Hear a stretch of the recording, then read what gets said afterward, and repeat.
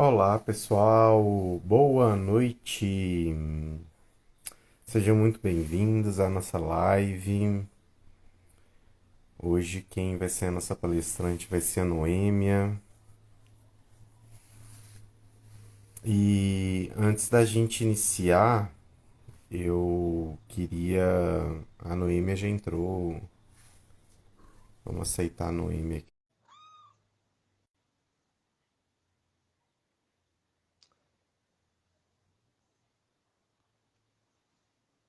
Noêmia. Oi, Noêmia. Olá, Boa noite. boa noite. E aí, como é que tá? Tudo ótimo, graças a Deus. Eu não estou lhe vendo, Ah, pra mim tá parecendo tudo normal aqui. Então acho que pois é. certinho. Pessoal, vocês estão vendo. Vocês estão me vendo? Vendo a Noemi aí? Coloca aí no chat, por favor. Tá tudo certinho. Eu não estou lhe vendo, mas tudo bem.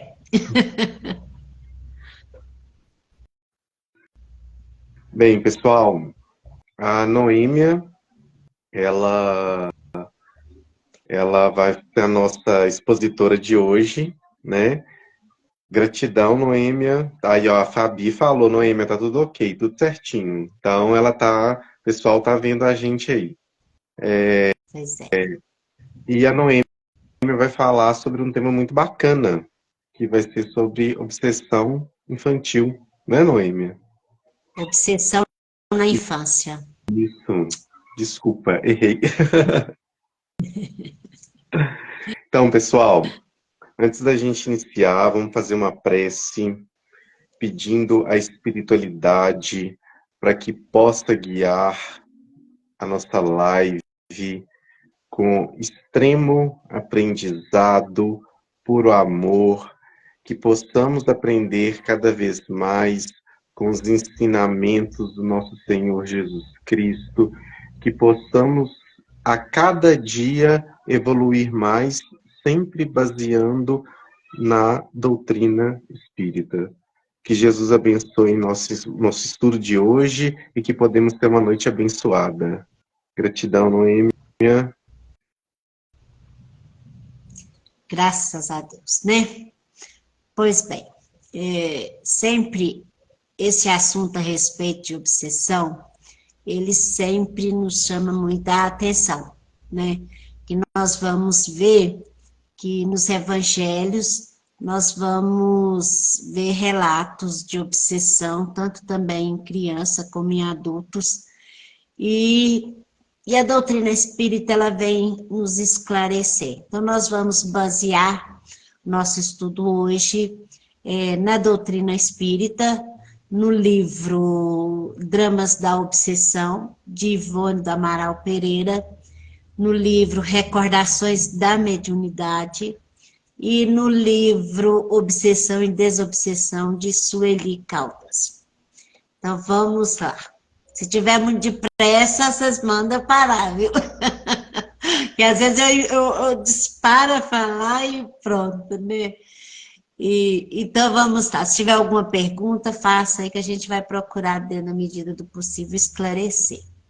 Então, nós vamos ver, primeira coisa, que lá no Livro dos Espíritos, na questão 199A, Kardec faz, pergunta aos espíritos, o Espírito da Verdade, a respeito da questão do espírito, da infância. Então, o Espírito da Verdade responde assim para a gente. Aliás, não é racional considerar-se a infância como um estado normal de inocência. Não se vêem crianças dotadas dos piores instintos numa idade em que ainda nenhuma influência pode ter tido a educação? Donde a precoce perversidade, senão da inferioridade do espírito, uma vez que a educação em nada contribuiu para isso? Então, nós vamos partir do princípio de que aqui nós estamos vendo a infância como parte de um processo, mas que o espírito é um espírito imortal, que traz toda a sua história, toda a sua trajetória. Então, é bom a gente entender isso. A infância é uma parte do processo de aprendizado. Mas o espírito, ele é imortal e traz toda a sua história. Então, o que a Sueli fala para a gente? Que crianças obsediadas, elas suscitam em nós os mais profundos sentimentos de solidariedade e comiseração. Até mesmo como acontece em enfermidades que atormentam as crianças. Também sentimos ímpetos de protegê-las e de aliviá-las, desejando mesmo que nada as fizesse sofrer. Então, quando a gente vê uma criança com uma doença grave, quando a gente vê a criança numa situação mais complicada, aquilo mexe com a gente. Ela nos dá, assim, como se diz, mexe com os nossos sentimentos. Quando a gente vê uma criança doente, com a doença grave, uma criança dentro de um processo de obsessão, né? Então, olha só o que a Sueli fala para nós. Pequeninos seres que se nos apresentam torturados, inquietos, padecentes de enfermidades impossíveis de serem diagnosticadas, cujo choro aflito ou nervoso nos condói e impele a prece imediata em seu benefício. São muitas vezes obsediados de berço. Outros se apresentam sumamente irrequietos, irritados desde que abrem os olhos para o mundo carnal. Ao crescer, apresentar-se-ão como crianças problemas que a psicologia em vão procura entender e explicar. Então, o que a Sueli Caldas Schubert está falando para nós? Que tem crianças que desde que nascem, elas já são obsidiadas, desde o berço, né? Então, desde pequenininho, elas já estão ali dentro daquele processo. Então, nós vamos trazer aqui agora o caso do livro Dramas da Obsessão, que é um livro psicografado pela Ivone, pelo espírito Dr. Bezerra de Menezes. E neste caso aqui, nós vamos conhecer o Leonel. É um dos personagens deste livro, né? Essa história do Leonel, ela aconteceu, chegou até a Ivone, quando mais ou menos 1927, 1928, quando ela participava do Centro Espírita de Lavras, né?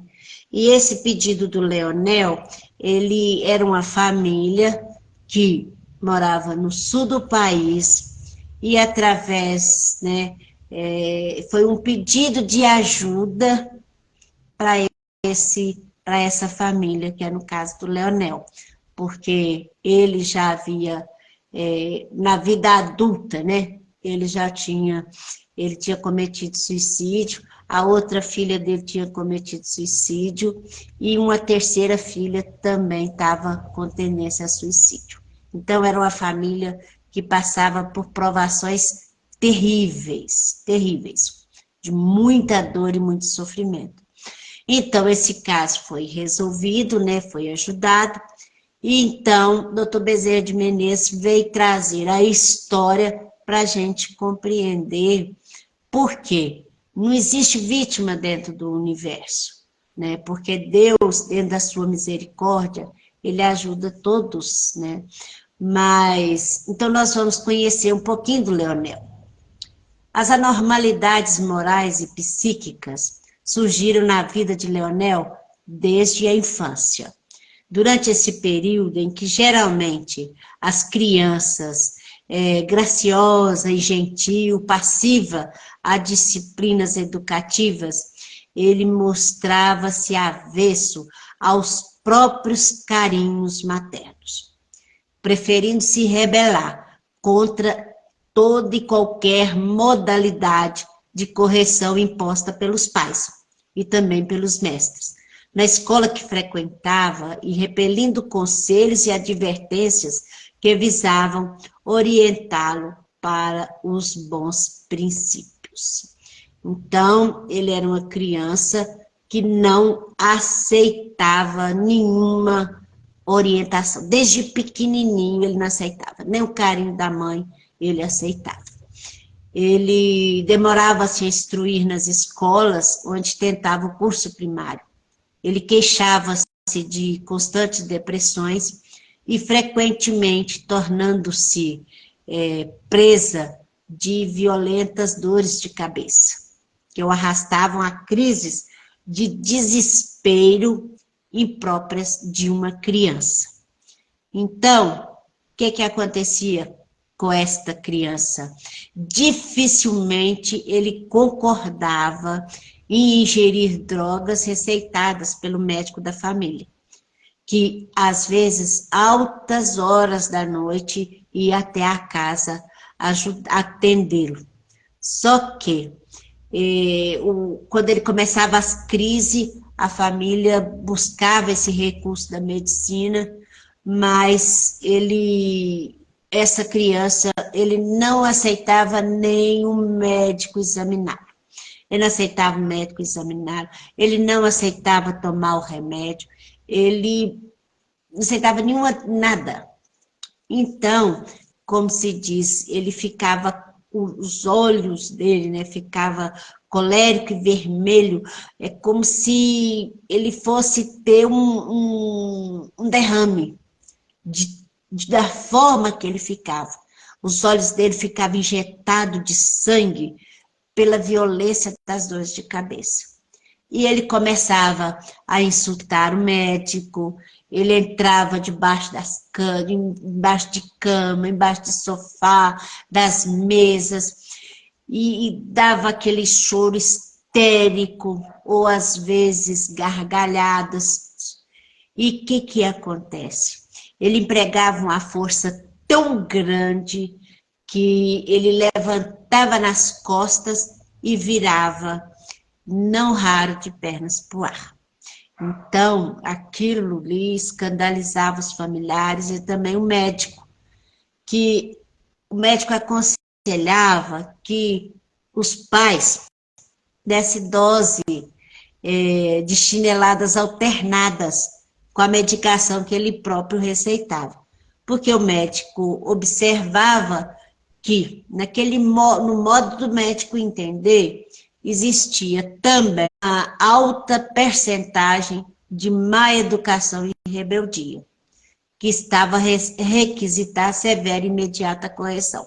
Então, o médico via que ali estava faltando limite, estava necessitando de um corretivo, dos pais serem mais firmes, que não era só as dores de cabeça, que tudo contribuía de certa forma, além da medicação, a questão da educação, dos limites, que, como se diz, é a responsabilidade dos pais darem para os filhos, né?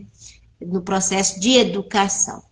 Então, o que acontece? De outras vezes, verdadeiramente possesso pelas entidades trevosas do invisível, ele quebrava os aparadores da mãe, as porcelanas existentes no armário, quebrava espelho, vidraça, e eram tantos desatinos que sobreviam dentro do lar, que o pai saía para a rua, com receio de matá-lo, porque dentro da cólera que o invadira. Agora, a mãe, ela caía em ataques nervosos de uma suma gravidade, após que o próprio Lionel, depois que fazia essa confusão toda, ele caía em prostração surpreendente, abatido e sonolento, para avançar a noite adentro com presas de terríveis pesadelos, né? Então, o que acontece? Atingindo a puberdade, tais anomalias, elas esfriaram de intensidade, oferecendo, assim, uma esperança de cura. E a gente vai ver que o Dr. Bezerra de Menezes, ele traz uma informação muito importante, que é o seguinte: um hábil tratamento psíquico traria, então, modificações gerais, traçando, porventura, trajetória nova em seu destino. Isso aqui é bom a gente frisar a necessidade do tratamento psíquico. Como que é feito esse tratamento? Através dos recursos da psicologia, né, da psicanálise, porque é importante cuidar do corpo, da mente, é importante utilizarmos os recursos que a medicina, que o conhecimento nos oferece. E isso aqui, doutor Bezerra de Menezes mostra para gente, que se ele tivesse recebido tratamento psíquico, né, através das terapias, através das medicações, as coisas seriam diferentes para ele, ia dar um novo destino para ele. Mas, infelizmente, para todos, seus pais e sua família, atidos à indiferença de assuntos espirituais, conservando assim pouco menos de que materialista, não cogitaram de coisa alguma racional ao seu favor. Sua mãe doente, afetada de ambos os pulmões, definhava-se lentamente. Então, olha só, mas mesmo a mãe doente, ela encaminharam à religião. O sacerdote, ele tentou aconselhá-lo afetosamente, atraí-lo para o catecismo, lecionando-lhe normas de boa conduta, moral, social e de respeito a Deus. Mas Leonel opunha-se ao ensino, manifestando tanta aversão ao sacerdote que, desanimado, declarou àquela sofredora mãe que seu filho era uma criança incorrigível, de má índole, e que somente a lei do Criador teria bastante sabedoria para chamá-lo ao dever. Então, está vendo a importância de ensinar um caminho religioso para a criança, a questão da evangelização infantil, é um meio de disciplinar o espírito rebelde. Mas o Leonel, ele maltratava todos que se aproximavam dele. Era uma pessoa completamente mal educada, fora do processo da obsessão, né? Então, o que acontece? Aos 15 anos, o pai dele morreu. Então, deixou ele assim, em mais completa liberdade.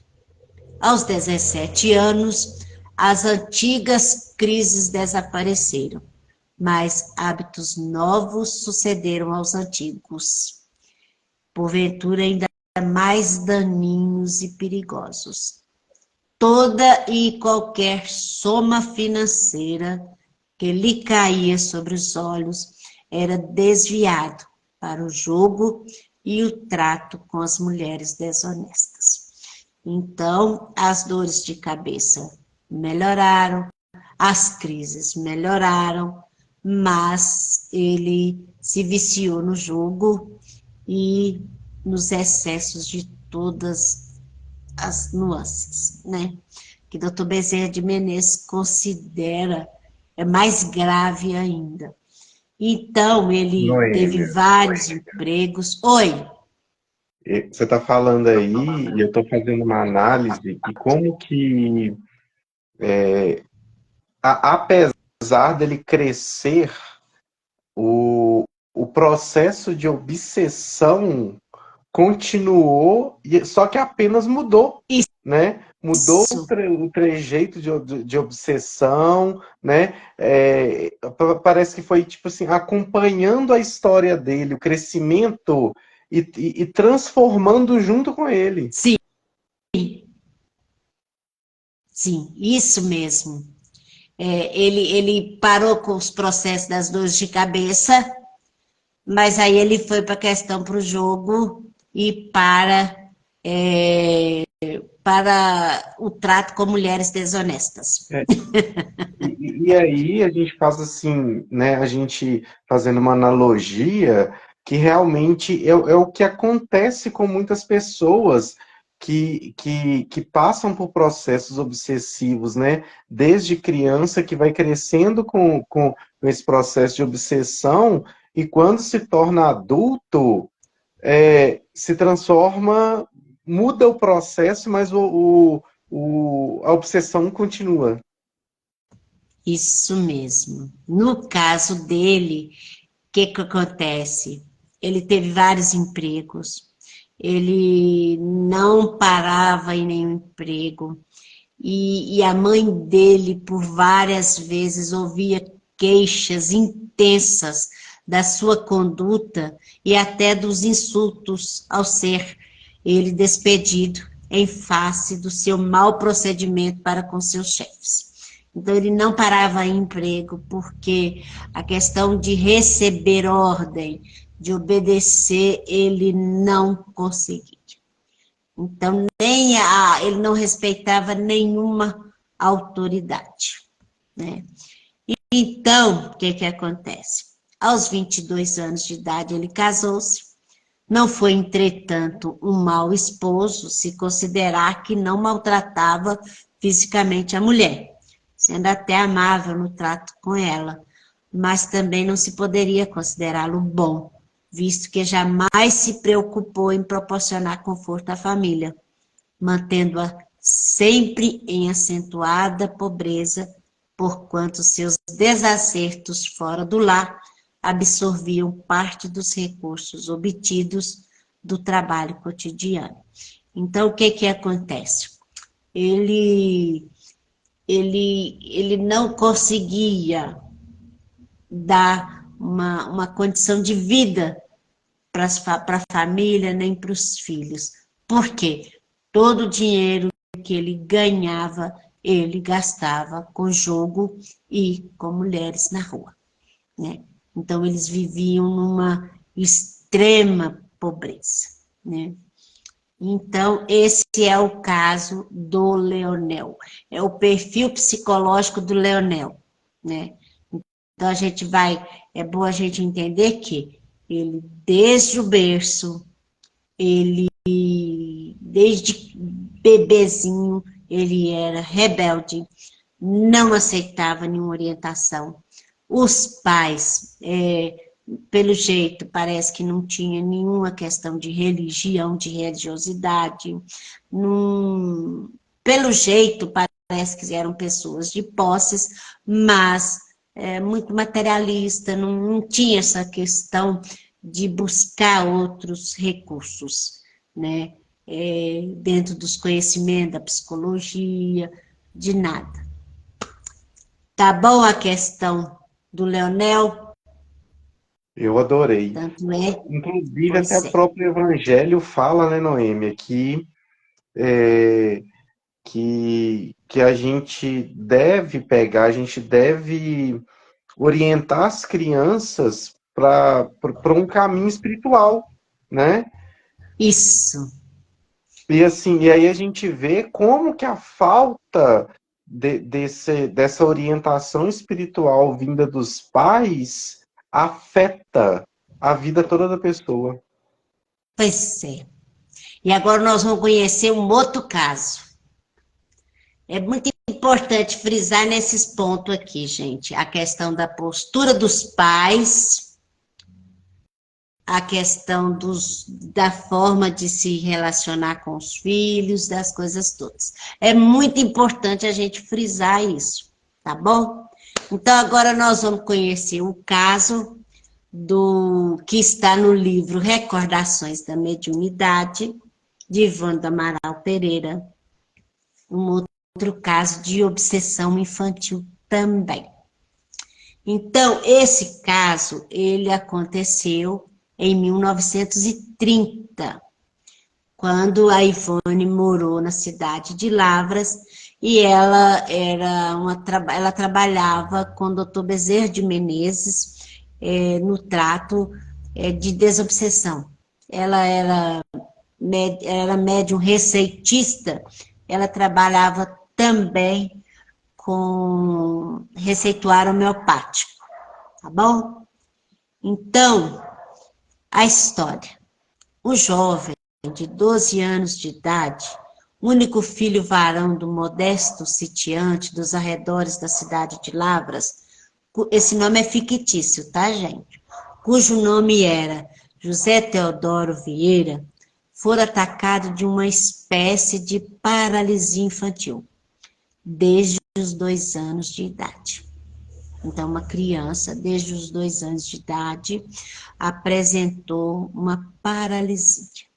E essa paralisia, ela deformara terrivelmente as pernas, tornando-as tortas, unidas pelo joelho, os braços eram arcados e retesados, e até a fisionomia se apresentava abobalhada, e como que entumecida ou inchada por um esforço ignoto. E ele era, além de tudo, mudo. Olha só como que essa criança chegou lá. As pernas deformadas, juntas pelo joelho, os braços reteçados, mudo e com o rosto inchado. Pois bem, ao penetrar na sede do centro, olha só, eles foram no centro espírita, acompanhado pelo pai, os 2 videntes, também eu mesma, fomos concordes em perceber uma forma escura e compacta cavalgando o rapaz, como se nada mais fosse que uma limária de sela, visto que até as rédeas e o freio na boca existiam estruturados na mesma sombra escura. Então, isso aqui é muito interessante também, esse ponto, a questão da vidência. Então, ela falou que a gente, o médium vidente, ele pode ver uma coisa, o outro vê outra, não quer dizer que nenhum dos dois é um que está errado ou não. É porque tem essa particularidade. Cada médium pode ver uma coisa, o outro vê outra. Isso é normal de acontecer, tá bom? Então, igual no caso desse aí, os 3 médiuns videntes viram a mesma situação, quando o menino chegou lá no centro espírita. Então, isso aí dá uma garantia, dá uma confirmação de que aquilo ali mesmo é real. Isso é muito, é a universalidade do conhecimento. Então, se todos estão vendo, se todos estão falando a mesma coisa, ali tem um ponto de verdade, né? Então, gente, a criança, né, que nessa época estava com 12 anos, ele mantinha o dorso curvado, chorava de dores musculares, de dores lombares, de ouvido e de garganta. E tudo indicava que uma espécie de reumatismo incurável, uma paralisia parcial originária da sífilis. Os médicos consultados já haviam esgotado os seus recursos científicos para o curarem.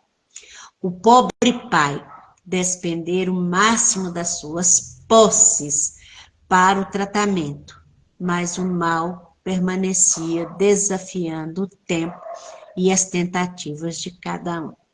A orientação que nós temos da doutrina espírita apresenta-se alguma questão, primeira coisa, procurar os recursos da medicina. Esse tem que ser o comportamento, procurar os recursos da medicina primeiro.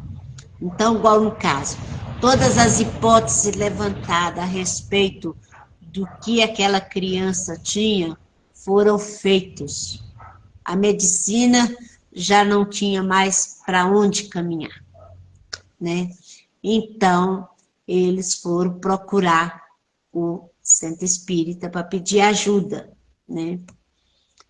Tratava-se, como vemos, de obsessão típica daquelas citadas no Evangelho de Jesus, as quais tinha até mesmo o poder de tomar surdo e mudo o paciente, e que Jesus curava, e seus apóstolos curavam com tanta facilidade com a posição das mãos, né? Isso a gente vai ver nos evangelhos. As curas, né? A cura da mulher encurvada, a cura do cego, a cura do mudo, né? Então, os apóstolos faziam assim, só com a imposição de mãos, eles curavam. Então, meus amigos, o que acontece? No decurso de 10 anos de domínio, essa terrível obsessão afetara músculos e nervos, glândulas e o sistema nervoso do passivo, o que desorientara os próprios médicos que, tratando do enfermo com os métodos ditos científicos e indicados para o caso, não logravam sequer alívio para ele, né? Então, o que acontece? Mesmo os médicos usando todos os recursos da medicina, não alcançaram êxito nem para aliviar a dor dessa criança. Então, vocês imaginam que sofrimento durante 10 anos, né? Nenhuma medicação fazia efeito, nada fazia efeito. Então, o que acontece? A Ivone, ela era o médium responsável pelo intercâmbio espiritual, né? Então, ela foi perguntar a orientação de Dr. Bezerra de Menezes a respeito do caso. E olha só o que Dr. Bezerra de Menezes falou. Façam um pedido para o enfermo nas vossas sessões comuns que ele se submeta a um tratamento presta atenção no tratamento que foi indicado do Dr. Bezerra de Menezes. Passe diários no próprio centro, com uma corrente de 3 ou mais médios, assista às reuniões públicas que puder. O caso é simples. O caso é simples, olha só. Não, Você então, deu receita ao meu... Oi? Ninguém achava nada, né? E os médicos... Doutor Bezerra de Menezes falou que o caso era simples. É. Né? Mandou ele, passe diário e participar das reuniões públicas quando ele pudesse. Né? Que era uma criança. E aí, vamos lá. E concedeu a receita homeopata. Logo na primeira sessão realizada, e quando o paciente só havia recebido passes, aplicado conforme a indicação, apresentou-se um antigo escravo africano do Brasil, revoltado contra a violência que faziam, retirando a força do dorso do seu corcel. Então, o espírito de um escravo africano, ele ficou muito nervoso, porque aquela coisa, a forma que ele foi tirado do dorso do menino, né? Por que então não posso também castigá-lo? Ele já me castigou tanto. E dizia, ele foi meu senhor e me subjugou enquanto vivi. Agora é a minha vez de subjugá-lo com o meu chicote e a minha espora. Não era eu o burro de carga que ele chicoteava? Pois agora o burro é ele e a carga sou eu. Chumbo aberganhado não dói. Então, o doutrinador, ele disse assim, mas não vês que este rapaz conta apenas 12 anos de idade e que não podia ter sido seu senhor quando a escravatura já foi abolida há tantos anos?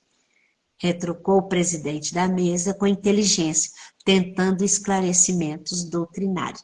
No caso, trazer o espírito para a realidade, né? Porque já havia passado tanto tempo e o espírito ainda estava preso naquela situação, né? Noêmia, e mais Oi, uma vez, só para você ver, confirmou toda essa característica do, do espírito, né, que foi um escravo, tal, com a imagem que os médiuns viram nele.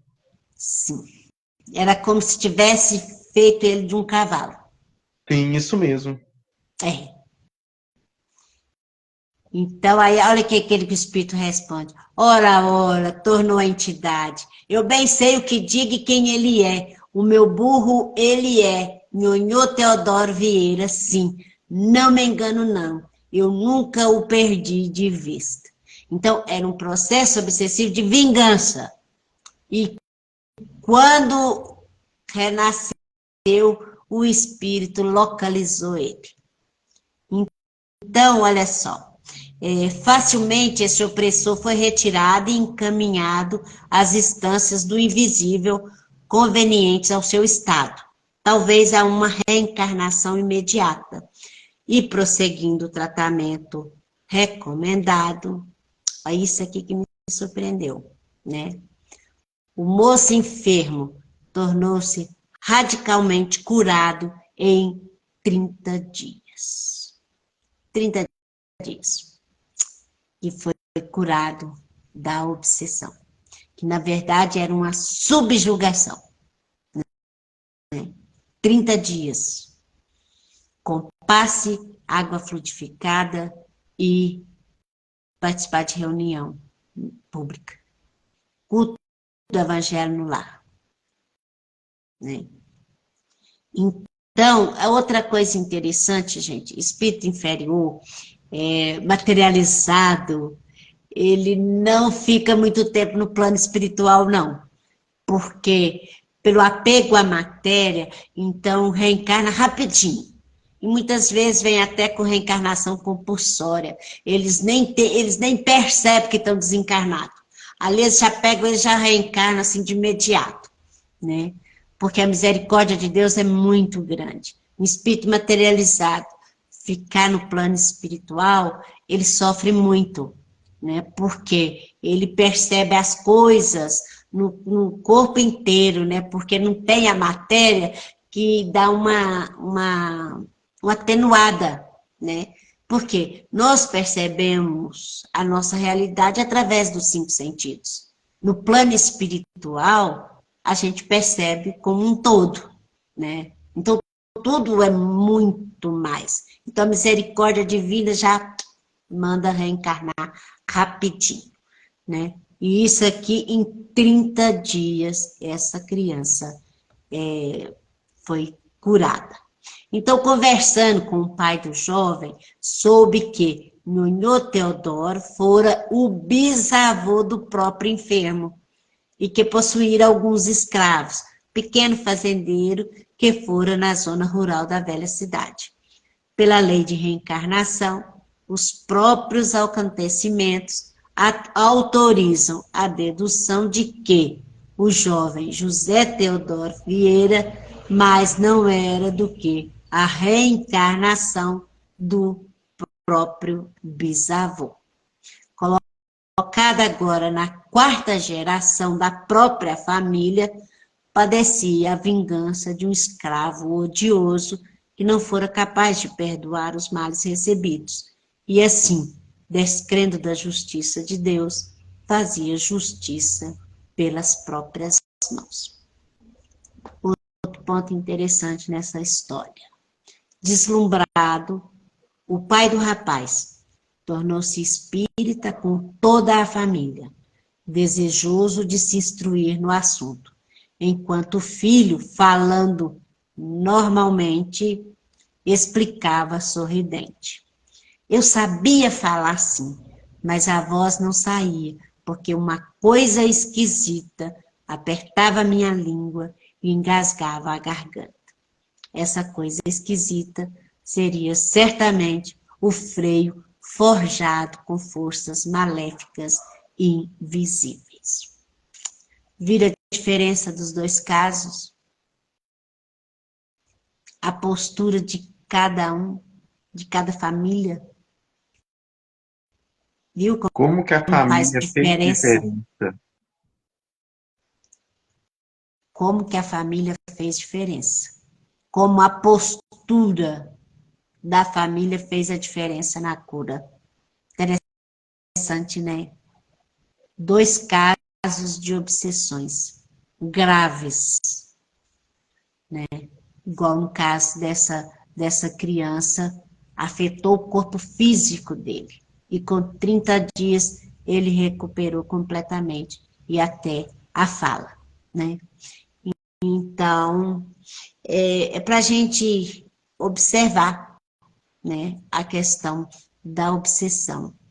No caso de criança, é muito importante a questão dos pais, dos familiares, né?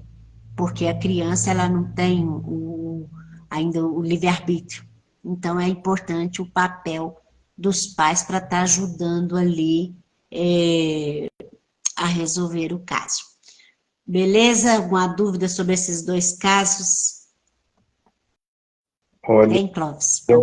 eu achei extremamente maravilhoso. Principalmente quando fala em casos que aí a gente coloca assim, que traz para nossa realidade, né? Que a gente pega, a gente vivencia aí e a gente realmente pauta na importância dos pais no auxílio dessas questões aí de ajudar no desenvolvimento espiritual, não no desenvolvimento de alguma religião em si, mas de realmente de mostrar para a criança o quanto é importante ela crer em algo e procurar o caminho da luz. É, educação. Porque o espírito, na fase da infância, ele está maleável para receber o ensinamento. E ele também, ele vai mostrando a sua natureza. Dá para os pais perceberem, observando, dá para ver a natureza do seu filho. E ali dentro da natureza do seu filho, você vai acertando as arestas, vai ensinando, vai dando exemplo, vai dando bom exemplo, e assim você vai cumprindo o seu papel de estar auxiliando aquele espírito na sua jornada, né? No caso do Leonel, era uma família que não tinha essa questão de religiosidade, de espiritualidade. O pai, diante da situação, o pai saía de casa, deixava a mãe sozinha com a confusão, né?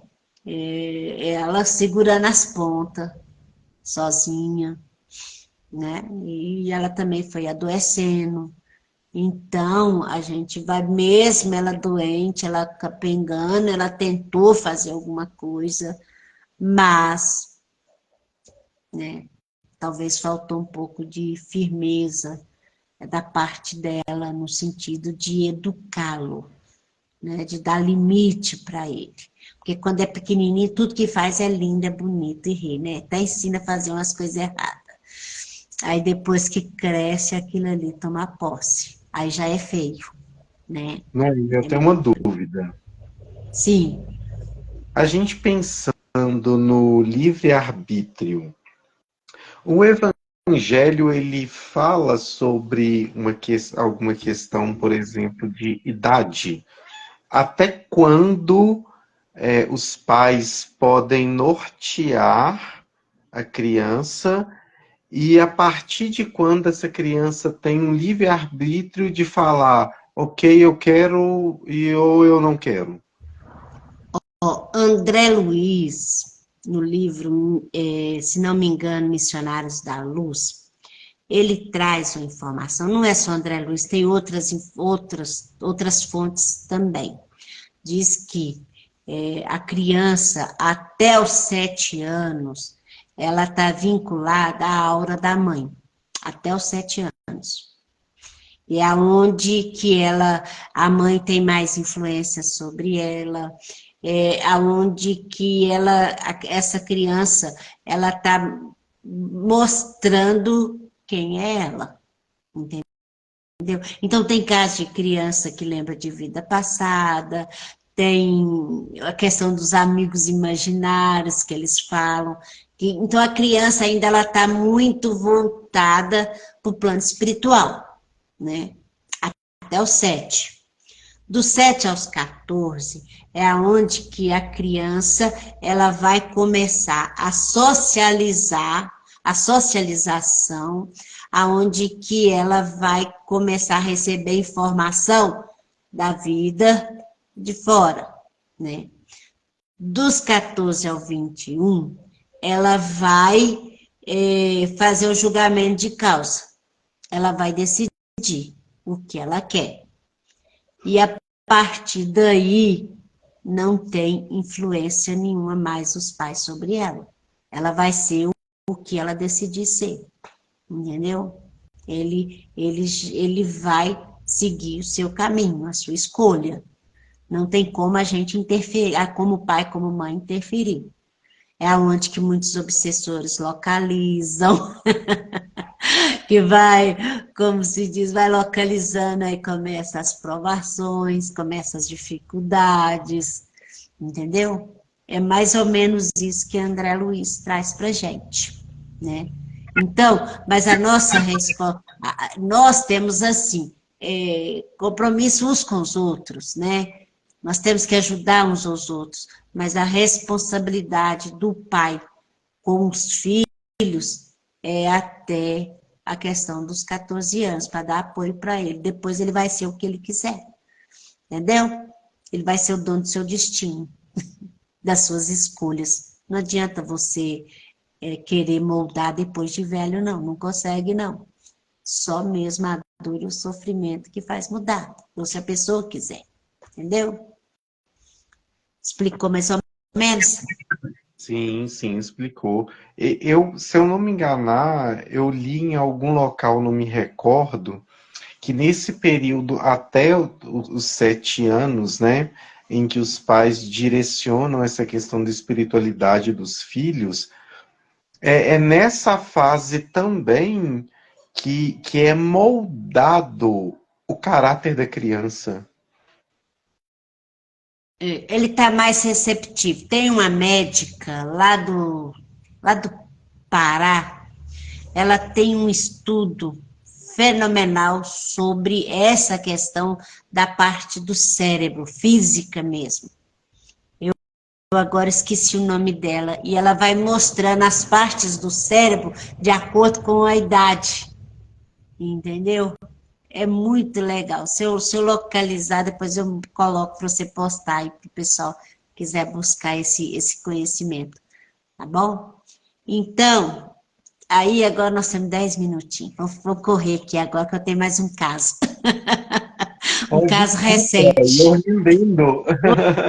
Oi? Desculpe, eu tô rendendo aqui, desculpa, tá? Vamos lá, vamos continuar. Não, mas vale a pena. O negócio também, a coisa tem que ser produtivo para a gente, né? Porque tem mais assuntos aqui, mas a gente pode passar um pouquinho do tempo, não tem problema não. Então, a Sueli Caldas, ela traz para nós no livro Obsessão e Desobsessão, ela traz a definição assim para gente, que crianças obsidiadas são crianças que já nascem aprisionadas, trazendo nos olhos as visões dos panoramas apavorantes que tanto as inquietam.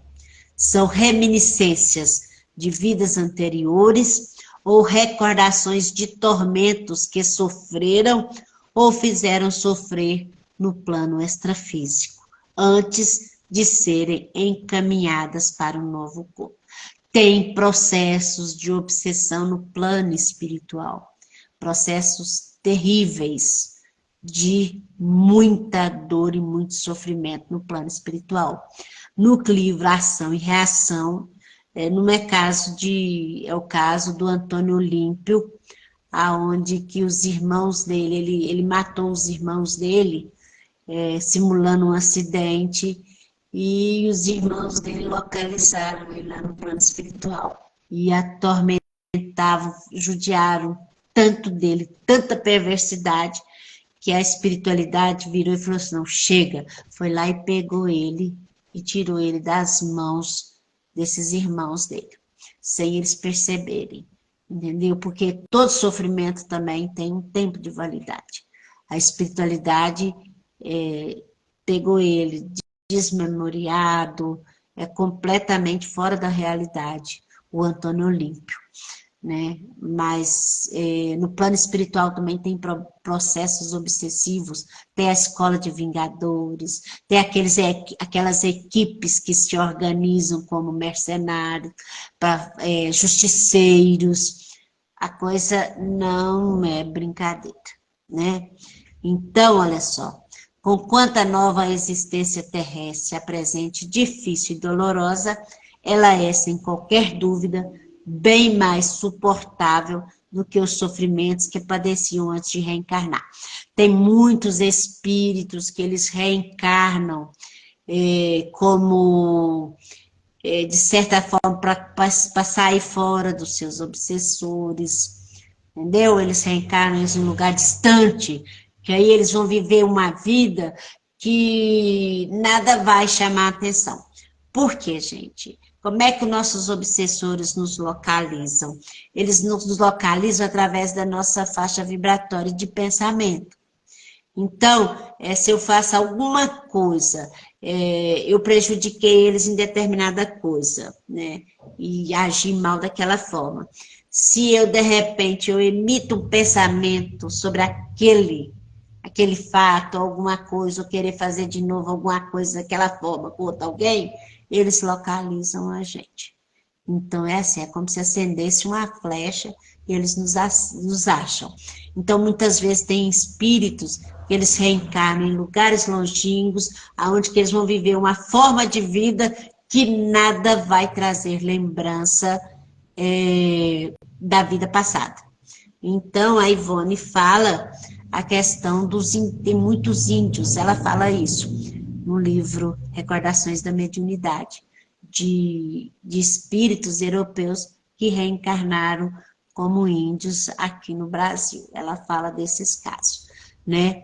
Então, olha só, o novo corpo atenua bastante as torturas que sofriam, que são torturas nascentes da própria consciência, que o remorso vai cultivando, ou o ódio e revolta em que se consumiam. Então, a reencarnação é uma oportunidade de redenção. Então, olha só, ela vai trazer o caso de 5 crianças que chegaram até ela. A Sueli, ela morava em Juiz de Fora. Então, ela traz a terapêutica, né? Culto evangelho no lar, para favorecer o ambiente, aula de evangelização, que vai instruir os pais na necessidade de lutar para ter um lar mais harmonioso, para o casal procurar viver bem um com o outro, para todo o ambiente ficar mais favorável. Então, olha só, ela fala que chegou até ela 5 casos de orientação. E um deles era muito grave. E olha só, gente, uma criança de 3 anos e alguns meses, ela vinha tentando suicídio das mais diferentes maneiras. 3 anos e alguns meses. Um dia, essa criança jogou-se na piscina. Em outro, atirou-se do telhado na varanda da sua casa.